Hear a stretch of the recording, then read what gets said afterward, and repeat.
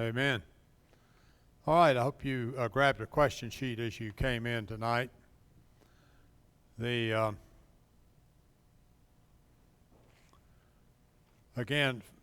I think the issue we need to see here, the timing we need to understand, is that Moses is at the end of his life. The Israelites are about to go into the promised land. Moses is not going with them.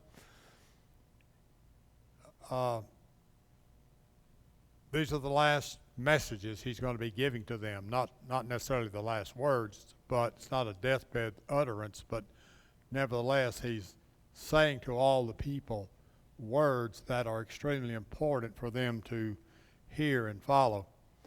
And so the first question one, it says, discuss the emphasis of Moses on the covenant being made with this present generation.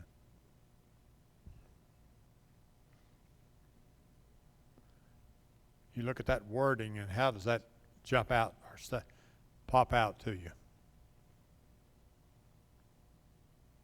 Verse 3. Somebody read the verse for us. It was not with our fathers that the Lord made this covenant, but with us, with all of us who are alive here today. One of the commentaries, evidently the term fathers must go back further than just the parents of the ones that are alive today, because that covenant was made. God made his covenant accord with the previous generation of Israel. Now, it applies to the current generation as it did to the parents. So fathers must be a predecessor term. Okay. Is Moses wrong? He says he didn't make it with our fathers. Or what's he trying to say? What's the connection here?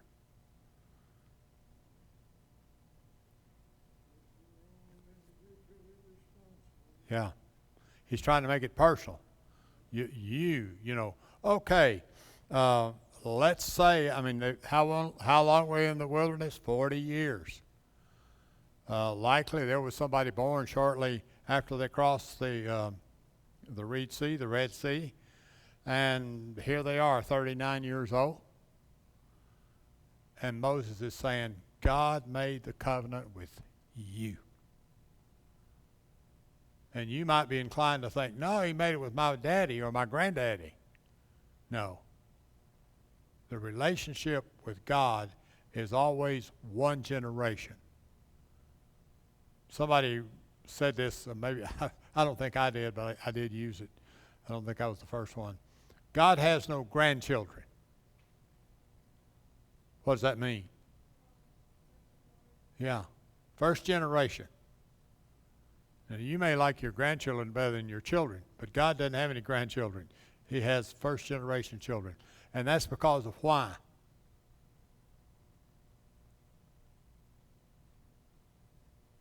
Why does God not have grandchildren?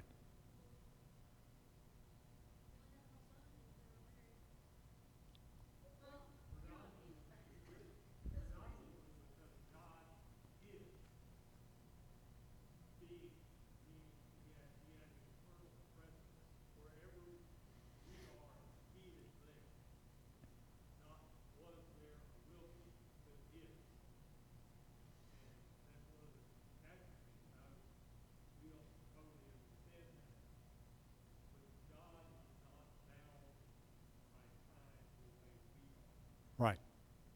I'm not saved by what my mother or grandmother did. I'm saved by what I have done.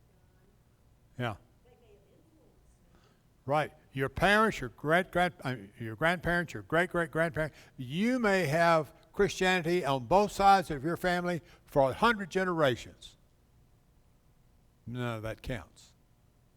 Counts about me and God. It's got to be my relationship with God, not my parents or grandparents or anybody else in my family. Salvation cannot be left in someone's will to your care. Right. Right. And that's what he's saying to the Israelites here. This covenant is with you. It's personal. You may have a document in your possession that was maybe a letter written by some family member, and maybe they were in World War One or two or whatever, and they wrote to their family, and you've got that letter. Well, that's a nice memorabilia to have, but that doesn't transfer as we're speaking in the spiritual sense. Yes.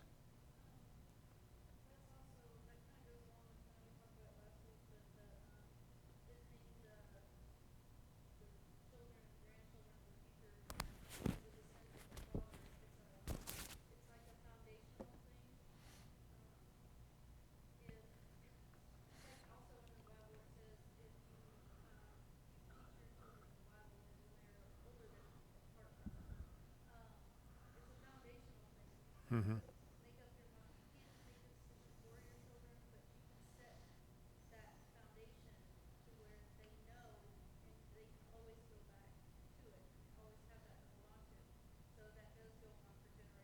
Right.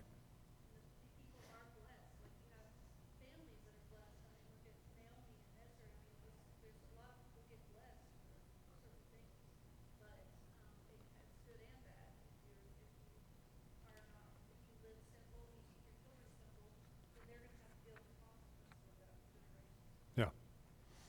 Anyone else? Our relationship with God is always personal.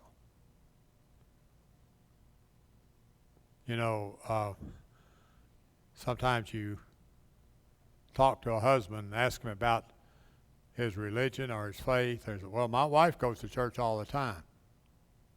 Okay. What good does that do you? So it's personal. It's us and God. And their relationship here, Moses is saying, this covenant is with you. So all the love, all the blessings, all the promises God has given, they're given to you. In return, he expects the same thing from you as he expected from your ancestors. Question 2. They already had Exodus chapter 20. By the way, what's in that chapter? 10 Commandments. So why is the Decalogue being repeated here?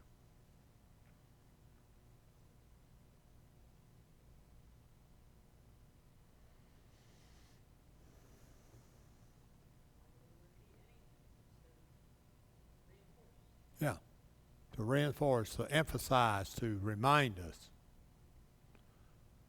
I think I mentioned to you one time I had one guy that came to me and he said if he heard another sermon on baptism, he's going to throw up. Well, that wasn't from me because I didn't do that all the time. But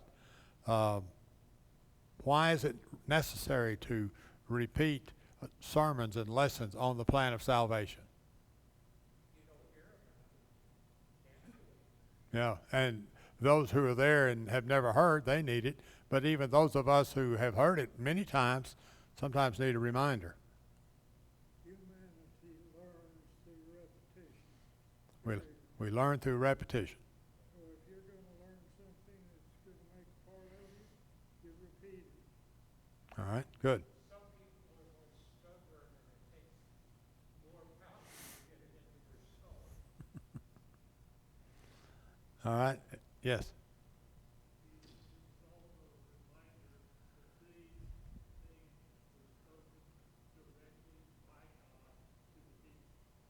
Yeah.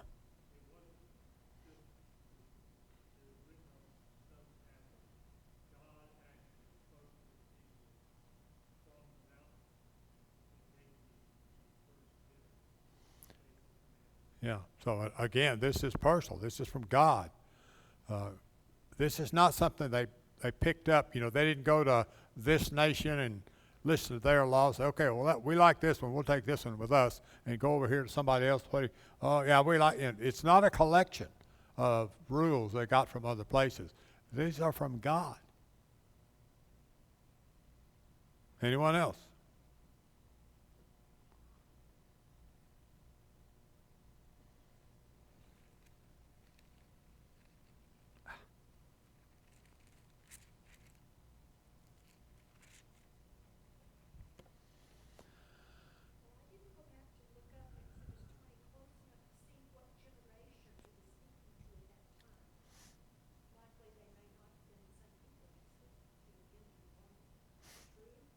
Yeah, but they still had it written down. You know, he had written it down. Although we have to remember, I have to remember, they didn't all have a copy. You know, they would meet and have it read to them verbally. I've heard this since I began preaching, that when you hear a sermon or a lesson on Sunday morning, by the end of or the week, by next week, you've forgotten at least 90% of it. So if you all get together and someone reads the Ten Commandments, that doesn't mean that they're all burned into your brain, even though you hear them read, you know, every Sabbath or something like that. The repetition is good for us. All right. What concept or ideas are we talking about here in these verses that are listed, these 4 verses? What's being expressed by God in verses 6 through 9?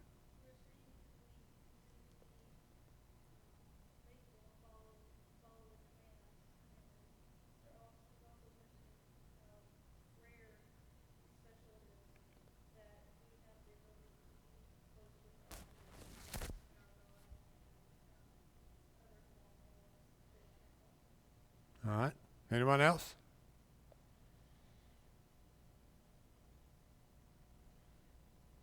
How many gods are there? 1. And yet, the thinking of mankind at this time in history was there were gods everywhere. And you know, coming centuries later, we got the Parthenon and the Pantheon, and both of those are filled with a variety of gods. And they typically thought that a god was in a geographical area. So if you were living in this county, you'd worship their god, and if you moved to the county next door, you'd worship their god. It's kind of ridiculous in our mind, because that's not how we were brought up or how we thought. But that's how they thought. And as they're passing through territory, they're going to see a lot of different gods. As they conquer these territories, what are they going to find there? Idols to other gods. And Yahweh is saying here, those aren't gods. They're just graven images from stone or wood or metal or whatever they are. And the repetition, the focus, there is only God, Yahweh. That's it. So don't get confused. How many cars are there? How many automobile manufacturers do we have? You know, way back in the day, I could count them on one hand. You know, not anymore, because we got people from all over the world who are manufacturing cars and bringing them here. Okay, how many gods are there? And again, what we're dealing with is the mindset and attitude of the world. There's a lot of gods. You worship your God, and we've got that today. It's not said exactly like that, but you worship your way and I'll worship my way. What's that saying? There's only one God. All right, question 4. Respond to what the Christian should do regarding graven images or religious art.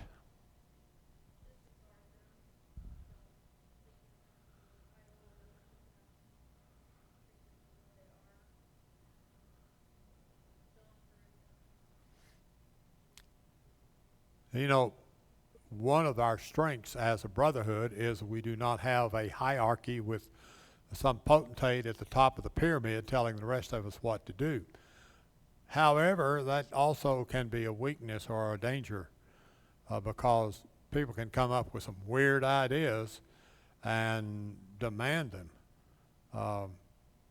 I know people that are totally object to having a painting in your house that has a religious concept, as for instance, let's say Jesus at the Lord's Supper. which is not an accurate prediction anyway. They didn't sit in a long table in high back chairs. They reclined in a circle around a table. But nevertheless, that's, for some people, that's a sin. I think they're mistaken, but they feel very strongly about it. For others, they would have a fit if they saw someone wearing a cross made out of wood or metal or whatever it was. They would think that was idolatry. I don't think that's right, but you have to understand there's some people that feel that way. So what do we do? Let's all right. Well, the art and the cross and so forth depends upon the individual that's doing it. You know, if he's worshiping that, or he feels like that it controls him, yeah, you're wrong. But if it's, start from memory, Yeah. use it to start your thoughts, that may be good, but, it's all what's in your own mind. What you try to think about it? Yes.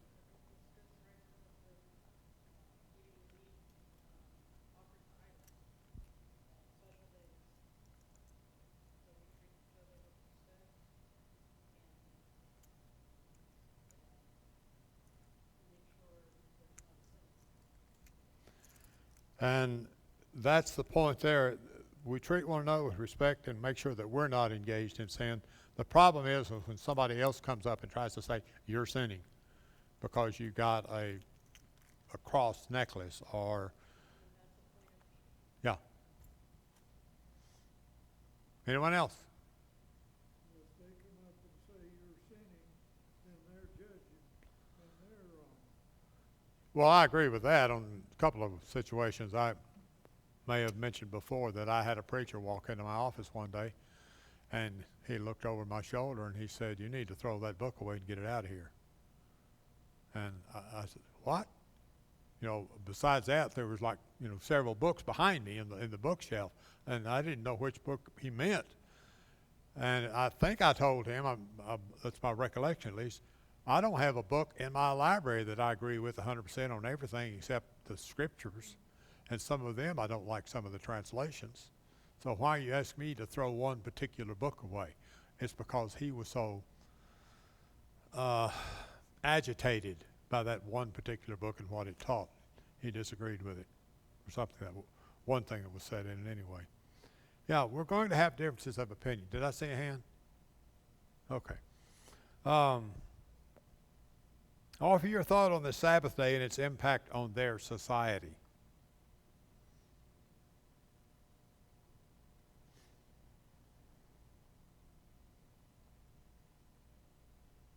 Sabbath day set them apart from the rest of the world. Yeah. Nobody else did that. And who's supposed to rest? Everybody, even the animals. Even the animals. So, but it has a practical purpose in that we do better when we have a day of rest. And it also has a spiritual purpose, and that is what?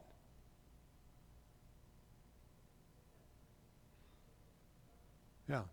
Use that time to focus on the spiritual things, the relational things, your family, your relationship with God, all of that. So there's a physical and a spiritual purpose here in honoring the Sabbath day or keeping the Sabbath day. And again, because we're human, we know the Jews, the rabbis, they went to extremes on it. We've talked about all that before. How you couldn't pick up a rock, or you could pick up a rock, depending on the size of it. It wasn't bigger than a hen's egg. And you could pick up a child, but you couldn't pick up the child if the child was holding a rock. Now, these were their efforts to obey God, but they were getting in areas where God hadn't addressed. And they're making laws where God hadn't made laws. So there's where the trouble began, or at least part of it. Anyone else?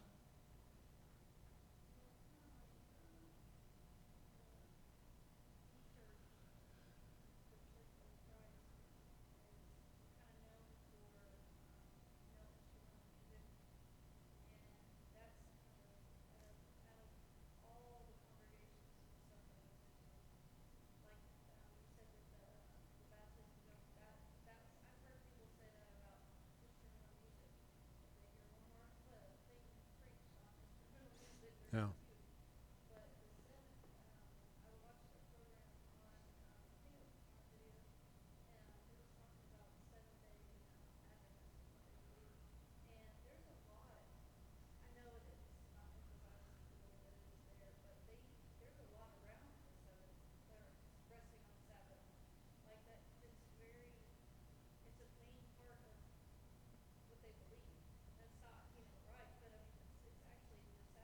It's like the center focus of their doctrine. Yeah. And part of their argument, I won't say all of it, but part of their argument is that the Sabbath day precedes the Ten Commandments. Because what happened when God created the world, on the seventh day he rested. And they try to go back to that. And I don't disagree, that's what the scripture said, but nowhere from that point down to the Ten Commandments being given to Moses on Mount Sinai is anything else ever said about doing the Sabbath. There's no record or evidence that Abraham or anybody else, observed the Sabbath. There's an interesting thing about the number 7.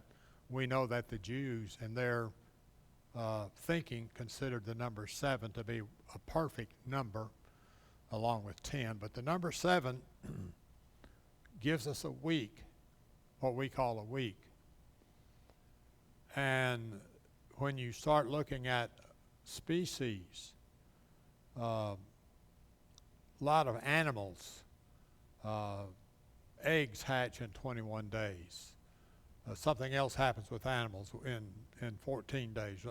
There's a lot of times in life when you get involved in science that the number 7 just kind of keeps coming up there. So is there some connection here that's some type of spiritual thing we're missing? I couldn't say and wouldn't argue. But it's interesting to see that God is the one who established the 7-day week with the Ten Commandments, and the 7 is involved in a great deal of the rest of our lives in ways that we don't even know about sometimes or recognize. True of trees also. Some trees bear a bumper crop in the 7th year. The next year there's very few, and it kind of builds back up to that 7th year. Yeah. Cyclical. Yeah. And again, is this some kind of mystery we haven't solved yet or don't know about? Or is it just how God made everything and he used 7 for the cycle? The religious group that's most prominent in Utah, I'm a bit far away from it now, further away from it than I was at one time, but they would do everything on Saturday, like prepare for their meals for the next day, to where they did no work at all on Sunday, nor would they eat out because that would force someone else to work. They had different ways of making Yeah. that meal completely, that meal completely ready. They did not even have to put it in the refrigerator because that meal was work. And we know when the Israelites were in the wilderness, they could gather manna for their food. But on Wednesday, you didn't gather manna for tomorrow because what would happen to it? It would go spoiled. Yeah, it'd rot. But on Friday before the Sabbath day, you could. You could, gather the double portion, and it wouldn't go bad. So again, and that's where those people are getting that concept where no one has to work, no one has to do anything on that day. But the concept of eating is work. They have some variations that they allow. And that all may not even It's hold just, true. it's a, well, this, Yeah. work, but this is allowed, this is allowed. Yeah. Well, the point I think in God giving us the rest or giving the Israelites the rest is that they would focus, First of all, they would get the physical rest which was needed. Those people worked hard. And I've never had to work that hard as my parents and grandparents had to do, but I've done some pretty hard work in my life. But these people, they had to do everything. You just think about it. They had to grow it, they had to harvest it, they had to process it, prepare it, and then they couldn't put the leftovers in the fridge. So the next day they started over from scratch. Now we run down to the grocery store and buy it.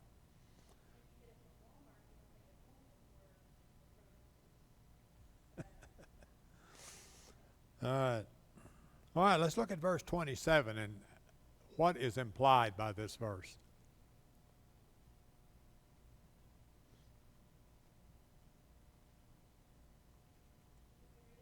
Yeah.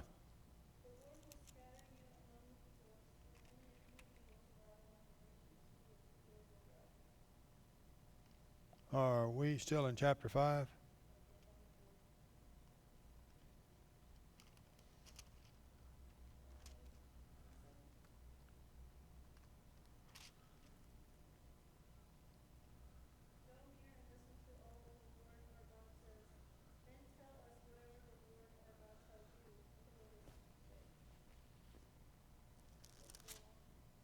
Okay. What's implied there? You may want to look at verse 26, the verse before it.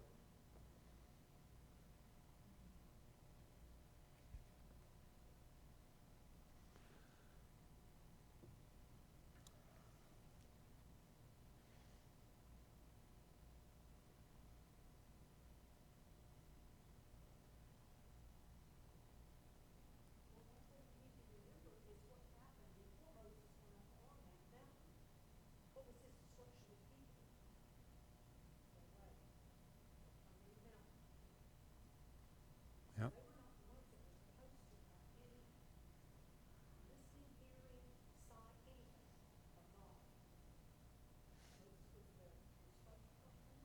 Okay. And where did he get it, Mike?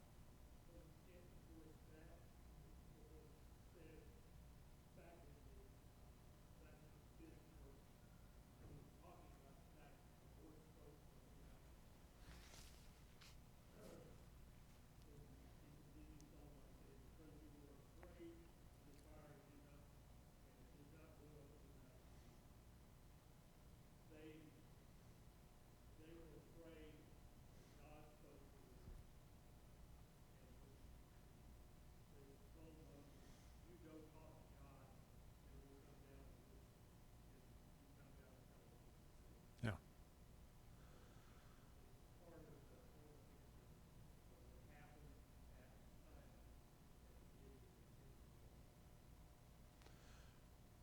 Who is the most famous person or the biggest celebrity you've spoken to? I'll let you. Anybody want to share? You can tell us.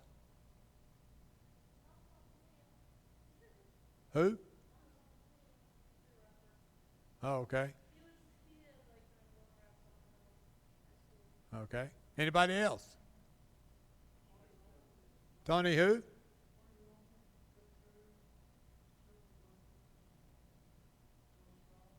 Okay. Good. Okay. Which vice president are we talking about? Oh yeah.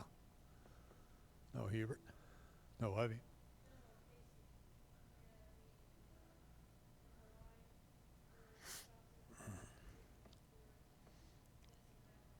Yeah.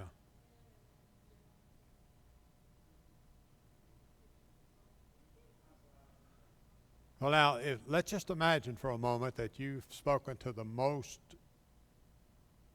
widely known, famous celebrity, and you actually had a conversation with them, and everybody knows you're in the room or up on the stage talking to them, but your conversation is hushed, and when you come down, what does everybody want to know? What'd he say? What'd she say? Tell me. What y'all talk about? Verse 26. For what mortal man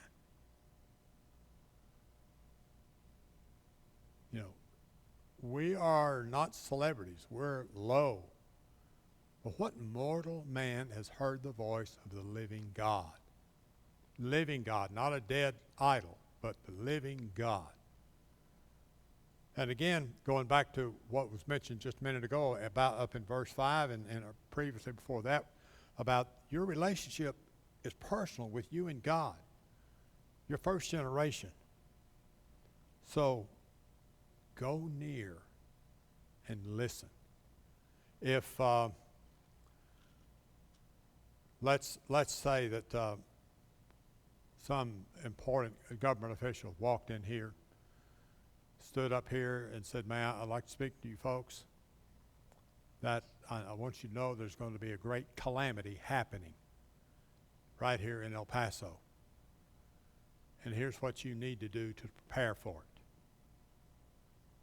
You need to go home and, fill your bathtub with water, boil all your eggs because the refrigerator's going to go out. Not going to have any electricity or any utilities." And he's telling us to do these things because tomorrow at noon something big's going to happen, and are we going to pay any attention to him? I mean, we're not talking about the mayor. We're talking about the president maybe, or the chief of staff of the military. And we're hanging on every word. Moses is saying, you listen to God and you do what he says. Tell us whatever the Lord our God tells you. We will listen and what? Obey. Now that's the attitude Christians ought to have. Now he's speaking to Israel, but if you're a follower of God, we still follow that same thought process, the same concept. Well, we're not about to go into the promised land and fight a war. We're not about to have a electrical magnetic pulse bomb dropped on us that's going to destroy all our electronics. I just thought the other day, I'm not worried about you know what the electromagnetic pulse is? It's a bomb that would be set off in the atmosphere, and it would destroy all our computers. And what you can do to save your computers and cell phones and stuff like that is build a little box, line it with aluminum foil, and hide them in there, and it wouldn't help. Hey, I'm a goner. Unless I get a aluminum foil vest to wear or something like that, because this little computer right here is going to get fried. So, but if someone was telling us how to escape, and we're convinced that it's really going to happen, we're going to listen and we're going to obey. And that applies just as much today to a child of God, to a Christian, as it did to the Israelites as they're about to enter into the promised land and engage in a battle. Anyone else care to share anything or comment? All right, let's go to chapter 6, verse 4 through 9. Help us understand that.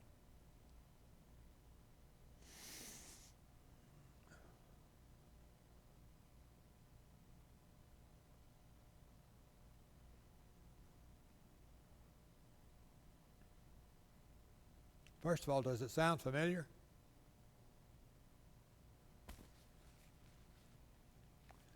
Now, the Jews would have heard this first as they read the Talmud. Some of us barely know it's in the Old Testament because where did we hear it first?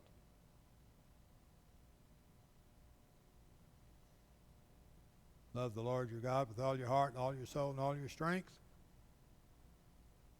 Jesus. But read that section and help us, how do we understand it?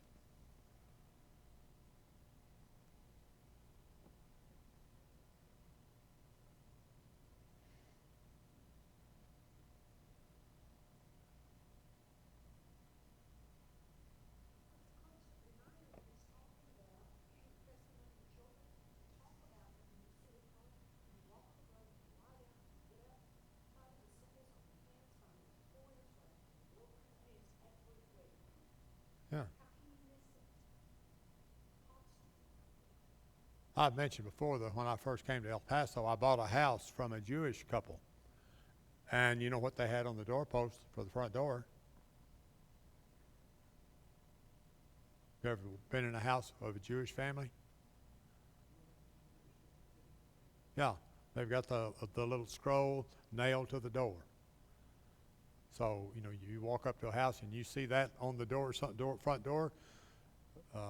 If you don't know these people, you know the likelihood is there is a Jewish family living here. Now it may be someone else moved in there and just didn't take it down. I took it down, but nevertheless, constant reminders.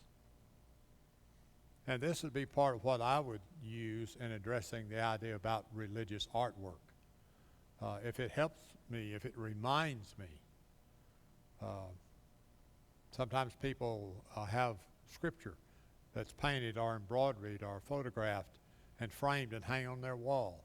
They're not worshiping that verse of scripture, but what is it? It's a reminder. Let your life be filled with reminders. Yes, sir.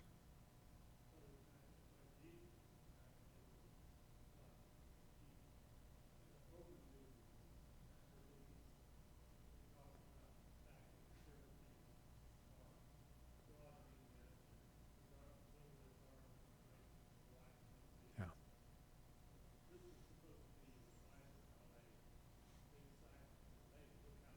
Not a show off thing, yeah. Not to try to impress people with your holiness. Or while you're committing a robbery, you're wearing the thing across. Okay, wait a minute. You're wearing the thou shalt not steal, and yet you're robbing me. That doesn't make sense. You can't just put on one of the things that he's talking about here and claim holiness or righteousness.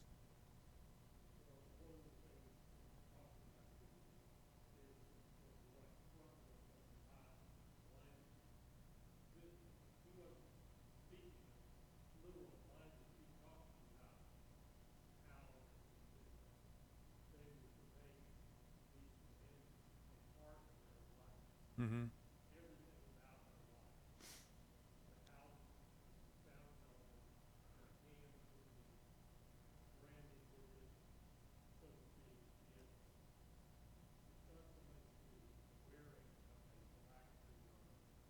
Yeah.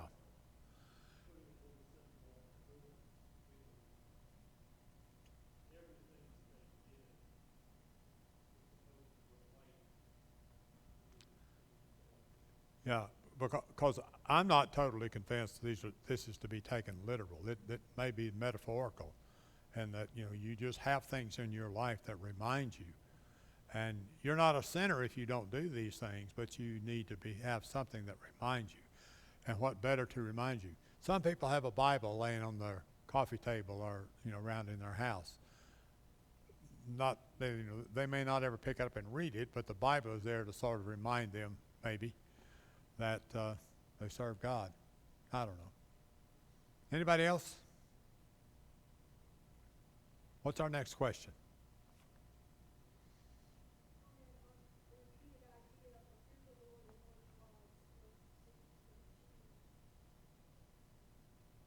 Why does he just keep saying that?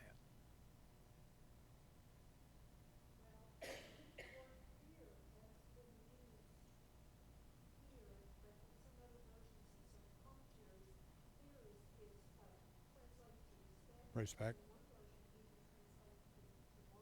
Mm-hmm.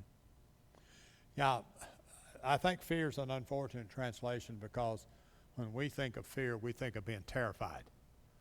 Like all of a sudden the roof explodes in flames, or we're all full of fear and we run out. We're terrified. But it's not that kind of fear. There is a sense of fear in that we respect God and we know that God will respond to our wickedness, to our evil. But I don't think it's one that we are to be terrorized by God. Anyone else?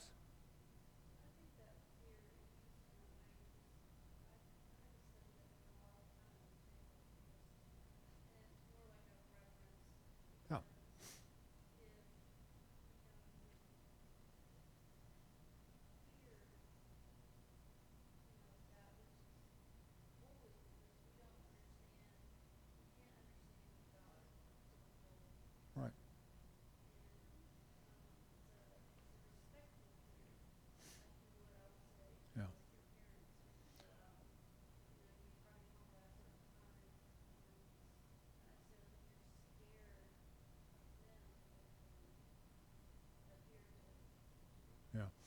And I fear electricity.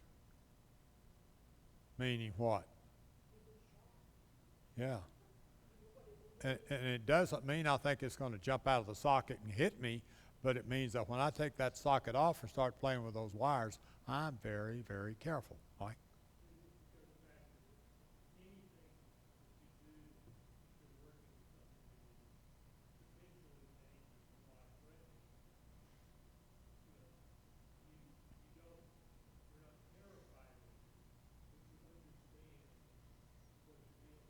Yeah.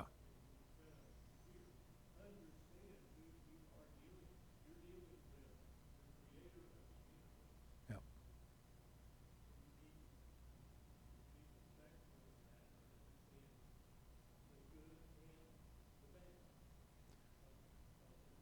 Yeah.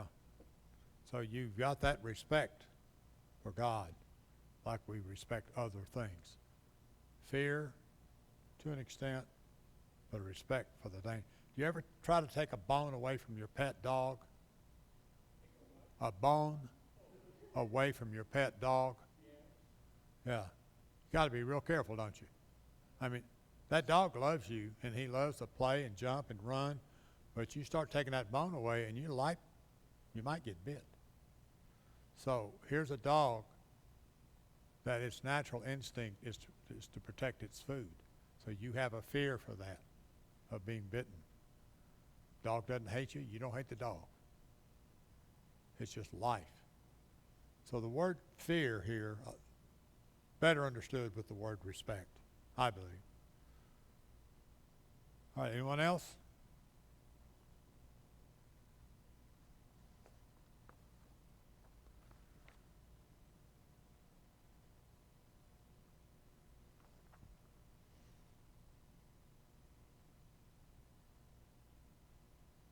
And for me, the gods he keeps warning them about, cautioning them about, apparently were a real threat.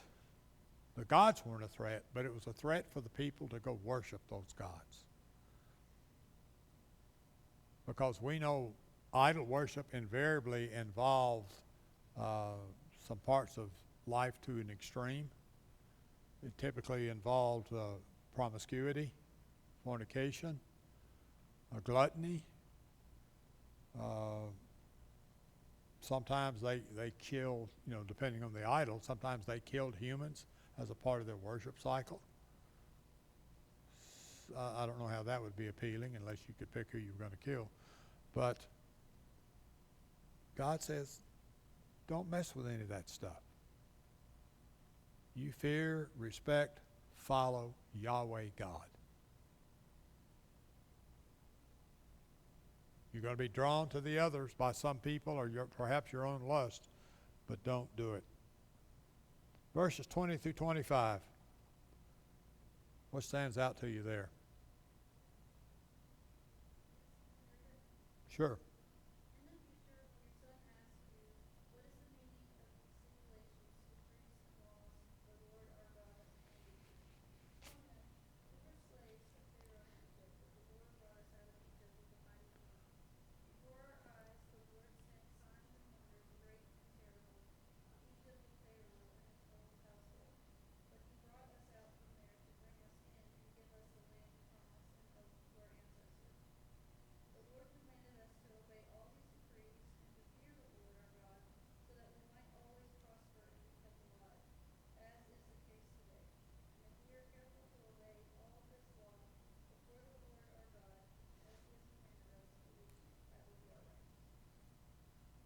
Response, class.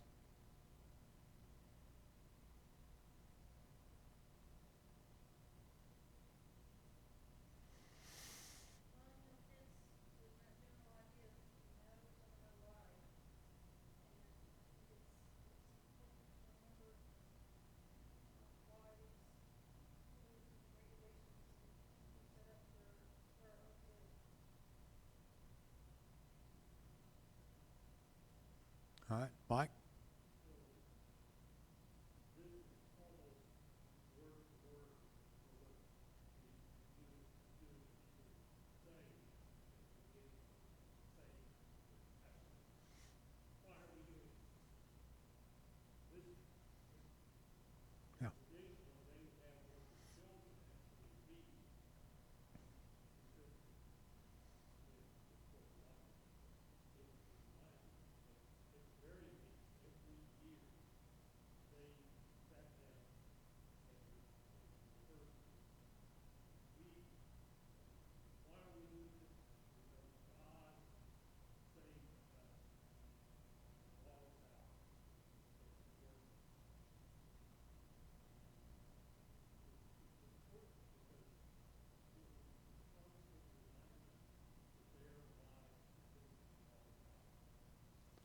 The meal is the sermon for all practical purposes. And the way it's written here, it seems as if what would happen is you would sit down for this meal each year, and when the young kids grew up a little bit, they would be curious and they would say, why are we doing this? But what the Jewish community did is they just made it a part of the meal. So they asked the questions. As Mike said, they may have one of the children read the verse and ask the question. Is that important? Yeah, I think so. What is there anything about this, how he words this, that sort of jumps out at you and you notice? Anything unique, different, weird? I like verse 23. He brought us out from there to bring us in. Yeah. Brought us out to bring us in. And all of this is worded in first person. He's not saying you're great. No, he's saying we, us, you. So it's very personal, especially as you know. Now here's a 10-year-old boy. It's been 300 years since they crossed the Red Sea, and he says, "You were delivered out of Egypt." Kid says, "I've never been to Egypt." Yeah, you were delivered out of Egypt. Again, as we were saying earlier, it's a personal relationship that every individual has with God. And if you don't have that personal connection, you know, if you think you're going to go to heaven over your uncles or grandmothers or somebody else's faith, no, it's you. It doesn't matter how much good someone else does that you know and love and respect, and they know and love and respect you. If you're not doing it,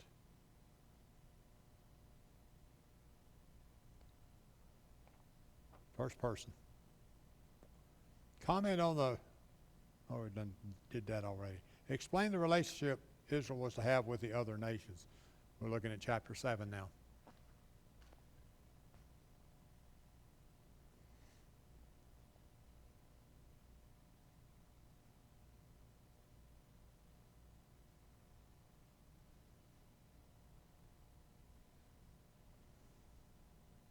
This place that word coexists, all pieces.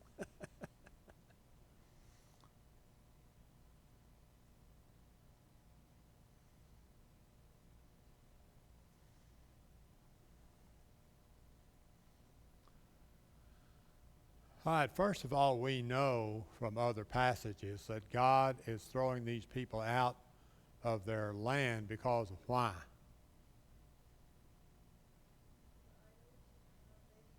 Their wickedness, their evil, their rejection of God, their idols. Yes. So, which leaves me to believe that somehow God has sent prophets into that area. Somehow or another, they have heard the will of God and they rejected it. And I think it's a bad mistake and a misconception to think that only the Israelites were going to heaven and everybody else was going to hell. No, that's not the case here. The Israelites are chosen for a particular purpose for the bringing of the Messiah, but that doesn't mean everybody else in the world was lost. There were people who worshiped God.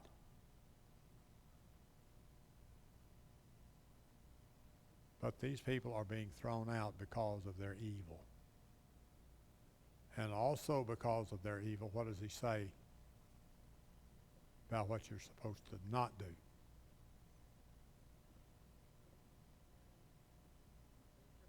Yeah.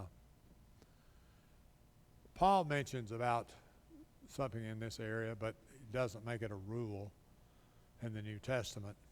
But we know frequently what happens when someone who is a godly person marries someone who's not. And suddenly they're lost. They either just go into the world or go into denominationalism. And why is that? It's because they couldn't withstand the draw that the other person was putting on them.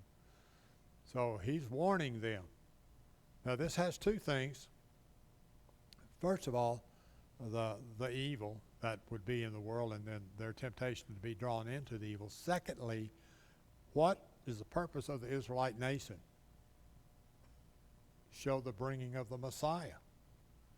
And if the Jews go and marry everybody out in the world and they lose their identity as the descendants of Abraham, then there's not going to be that proof that we would say where you can trace the genealogy of Jesus back to Abraham.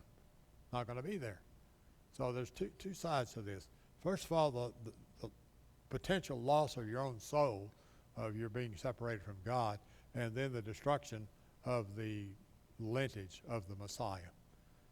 Anyone else care to share anything?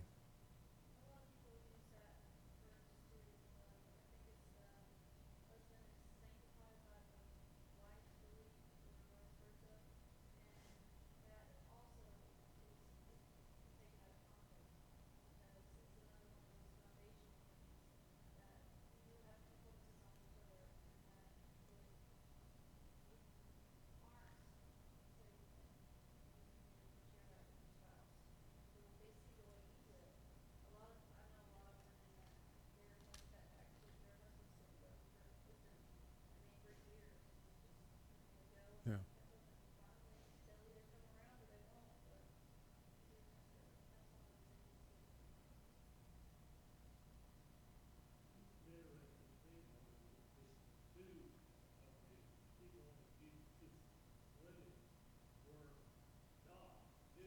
Right.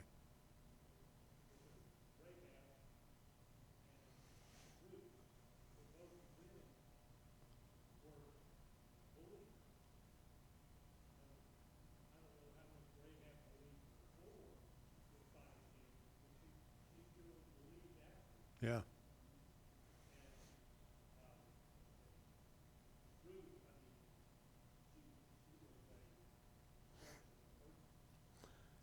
I was with the church, and I quit preaching there and went into another type of employment with a religious organization. I was a fundraiser in the field.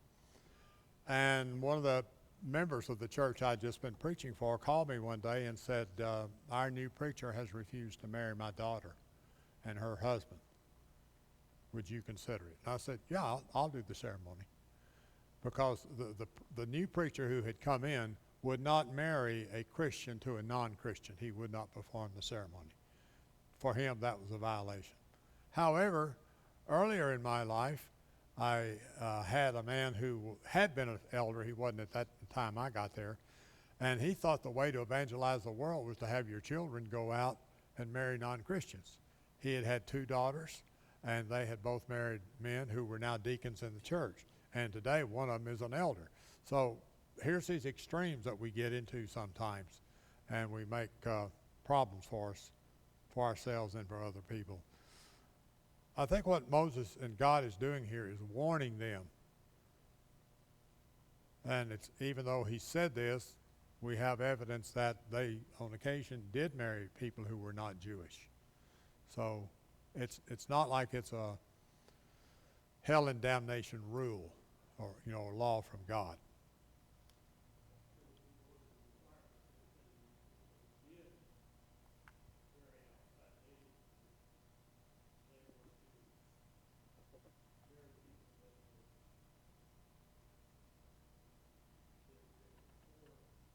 Yeah.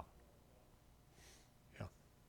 All right, it's 8 o'clock. I appreciate very much your participation, and we'll pick up with question 11.